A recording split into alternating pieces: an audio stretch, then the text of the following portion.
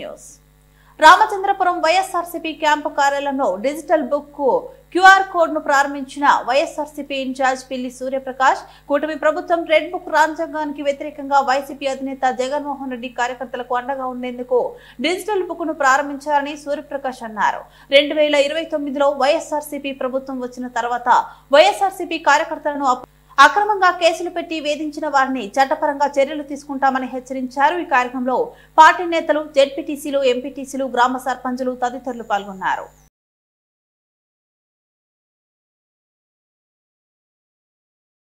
నాయకత్వం జగన్మోహన్ రెడ్డి గారి నాయకత్వం, జగన్మోహన్ రెడ్డి గారి నాయకత్వం.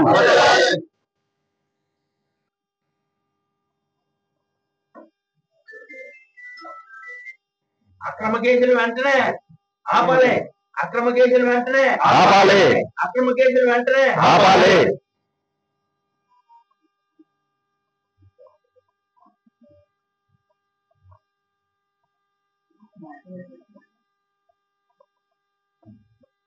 కూడా నా హృదయపూర్వక నమస్కారాలు తెలియజేసుకుంటూ ఈరోజు ఈ ప్రెస్ మీట్ ఏర్పాటు చేయడానికి గల ముఖ్య కారణం ఏంటంటే, దాదాపు ఈ ప్రభుత్వం ఏర్పడి 15 నెలలు పూర్తవుతుంది. ఈ 15 నెలల కాలంలో ఏం చేశారనేది ఒకసారి మనం ఆలోచించుకుంటే విజయాల కన్నా వైఫల్యాలు ఎక్కువ కనిపిస్తూ ఉన్నాయి. ఒక పక్కన విజయాల కన్నా వ్యవస్థల విధ్వంసమే ఎక్కువ కనిపిస్తూ ఉన్నాయి. దాదాపు ఈ 15 నెలల కాలంలో ఎన్నికల ముందు ఒకసారి మనం చూసుకుంటే సూపర్ 6 మేనిఫెస్టో అని చెప్పారు. ఆ మేనిఫెస్టోని ఏది కూడా పూర్తిగా అమలు చేయకుండా దాదాపు 15 నెలల కాలయాపన చేస్తూ ఈరోజు సూపర్ 6 సూపర్ హిట్ అని చెప్పి చంద్రబాబు నాయుడు గారు ఒక భారీ బహిరంగ సభ పెట్టి మరొక్కసారి ఈ రాష్ట్ర ప్రజల్ని మోసం చేస్తూ ఉన్నారు.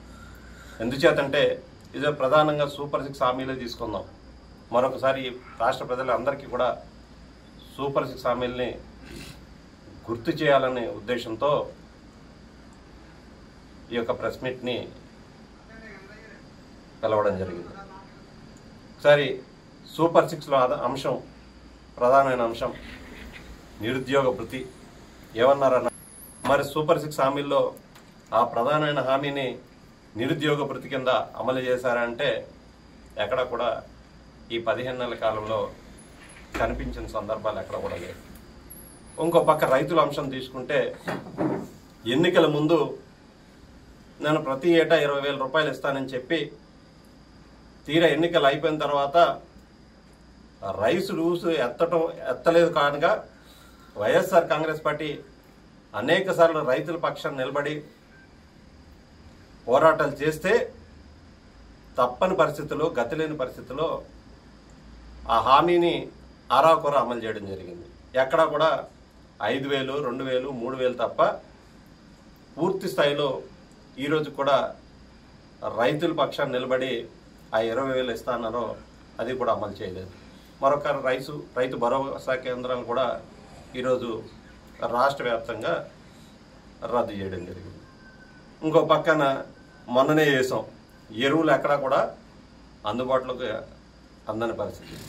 మరొక మహిళల అంశం తీసుకుంటే ప్రతి నెల 1,500 రూపాయలు ఇస్తా అన్నారు. ఎవరికి 18 సంవత్సరాలు నిండిన వయసు నిండిన ఆడవాళ్ళు ఎవరైతే ఉన్నారో వారందరూ కూడా ప్రతి ఏటా 1,500 ఇస్తా అన్నారు.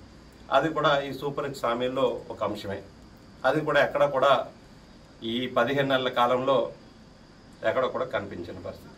ఇట్లా ఏ ఒక్క హామీని తీసుకున్నా పూర్తి స్థాయిలో అమలు చేయకుండా మరో పక్క మేము అమలు చేస్తున్నామని చెప్పి మరొకసారి రాష్ట్ర ప్రజలు మోసం చేస్తూ ఈరోజు ప్రభుత్వానికి వ్యతిరేకంగా ఎవరైనా మాట్లాడితే సాధించారు. ఏం సాధించారా అంటే ఇప్పటి వరకు